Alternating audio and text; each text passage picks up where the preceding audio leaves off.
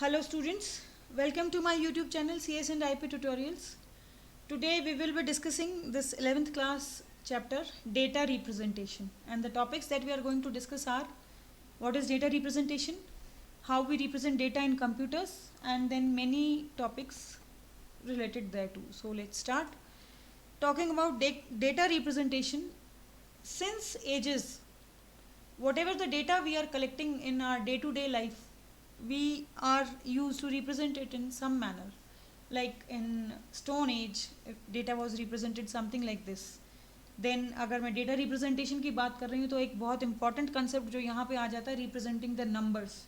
तो नंबर्स को रिप्रेजेंट करने के लिए वी स्टार्टेड यूजिंग पेबल्स और स्टोन्स या फिर lines, as you can see here. 4 lines crossed by 1 is a combination of 5, then 2 lines, so this is equal to 7. Then we started using a Roman number system या फिर number line to represent our integers, and many other ways could be there also जो कि शायद हम जानते भी नहीं हैं. So this is what data representation is. Then talking about representing data inside a computer system, तो definitely we are going to deal with numbers, numeric values. जो भी डेटा मेरे पास है, B it a video, B it audio, B it an image, B it a text, B it anything, that will be represented in some numeric form in the computer system. And so we are having these 4 number systems जो हमें discuss करने हैं. The very first is your decimal number system. Decimal number system is the number system जो हम बचपन से पढ़ते आ रहे हैं. इन प्राइमरी क्लासेस हमने पढ़ा है, and what ever the value I am representing using this number system will be some combination of the digits 0, 1, 2, 3, 4, 5, 6, 7, 8 and 9. और ये सारे डिजिट्स टोटल कितने डिजिट्स हुए? 10. मतलब 1 से 9 तक ये 9 हो गए एंड देन 0, तो total digits are 10, and that is why the radix of this number system is 10. This is user friendly number system. वो मैंने आपको बताया अभी कि हम बचपन से पढ़ते आ रहे हैं. 79 base 10, this is nothing but 79 only, जो कि हम नॉर्मली लिखते हैं. बेस 10 इसलिए लिख दिया जाता है ताकि हम ये बता सकें कि जो वैल्यू मैं यहाँ पर लिख रही हूँ is represented in which number system. मतलब अगर मैं लिख रही हूँ 79 base 10, so this is the value 79 in decimal number system. Then binary number system is the machine language, binary language, and it is having only 2 digits, 0 and 1. Radix obviously 2 हो गया, and you can see the example. अब मेरे ख्याल से आपको ये समझ में आ गया होगा कि radix क्या होता है. Radix is the number of digits that are allowed या that are used to represent any value in a particular number system. जैसे डेसिमल का 10 हुआ, बाइनरी का 2 हो गया, ऑक्टल का 8 होगा, और यहाँ पर ओनली 8 डिजिट्स अलाउड हैं starting from 0 to 7. This number system is used in your mainframe computer systems या फिर यूनिक्स ऑपरेटिंग सिस्टम में फाइल परमिशंस देने के लिए. And as you can see here 49 base 8 is an invalid number. Invalid क्यों हुआ? क्योंकि मैं बेस 8 लिख रही हूँ. बेस 8 मतलब this is the value represented in octal number system, और ऑक्टल नंबर सिस्टम में 9 कोई सिंबल नहीं होता है, कोई डिजिट नहीं होता है. That's why this is invalid. अगर मैं 49 बेस 10 लिखती तो वो ठीक था, लेकिन 49 बेस 8 गलत है. Then moving on to hexadecimal number system, तो इसमें मेरे टोटल 16 डिजिट्स हो गए, या आप यूँ कह लीजिए 16 सिम्बल्स हो गए जिनको यूज़ करके मैं अपनी वैल्यूज़ को रिप्रेजेंट करूँगी. और ये सिम्बल्स क्या हुए? मेरे 0 से लेकर 9 तक तो डिजिट्स ही हो गए. Then A, B, C, D, E and F. A is equal to 10, B is equal to 11 and so on. You can see here F is equal to 15. तो मेरा रेडिक्स हो गया 16 total. This is use to represent memory addresses. मतलब जो भी data मैं computer में save कर रही हूँ वो मेमोरी में कहीं ना कहीं जाके स्टोर हो रहा है.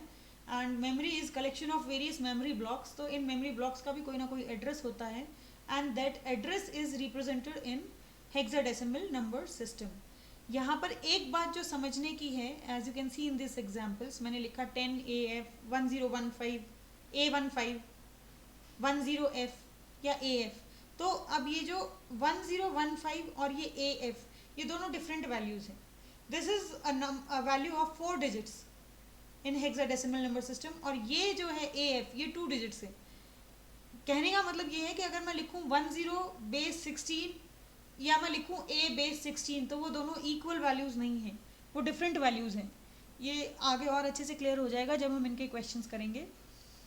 And when I'm talking about different number systems related to the same concept, that is computers, तो obviously जब मेरा डेटा एक जगह से दूसरी जगह ट्रैवल करेगा, I might be required to translate between the number systems. जैसे एक छोटा सा एग्जांपल अगर मैं लूँ तो decimal number system is the number system जिसके साथ मैं फ्रेंडली हूँ, और कंप्यूटर डेसिमल नंबर सिस्टम को नहीं समझता, कंप्यूटर को बाइनरी लैंग्वेज ही समझ में आती है।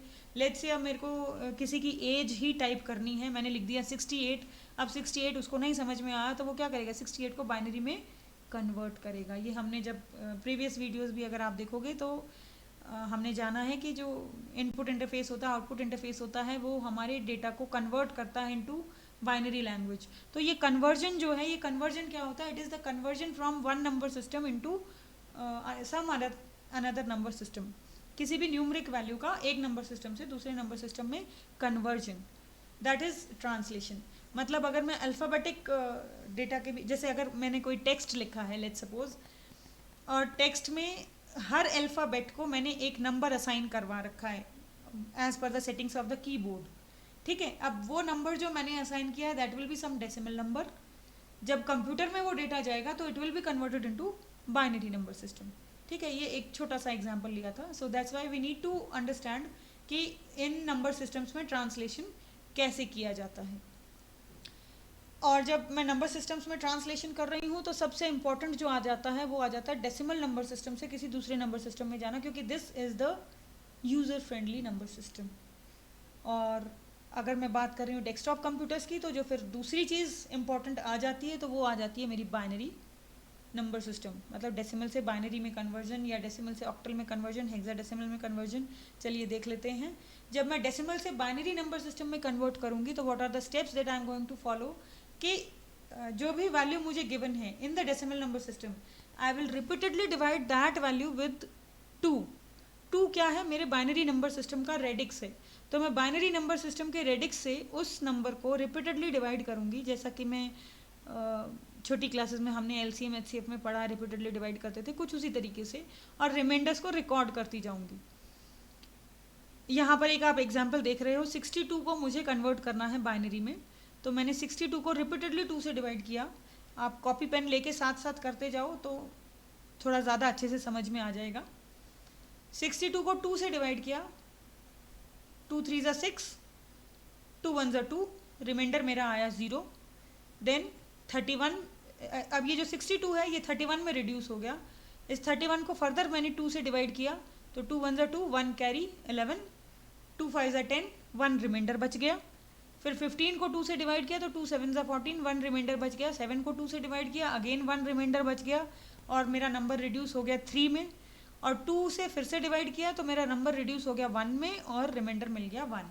अब ये जितने भी रिमाइंडर्स मुझे मिले हैं इन सबको रिवर्स ऑर्डर में लिख दूंगी to get the binary equivalent of the given number.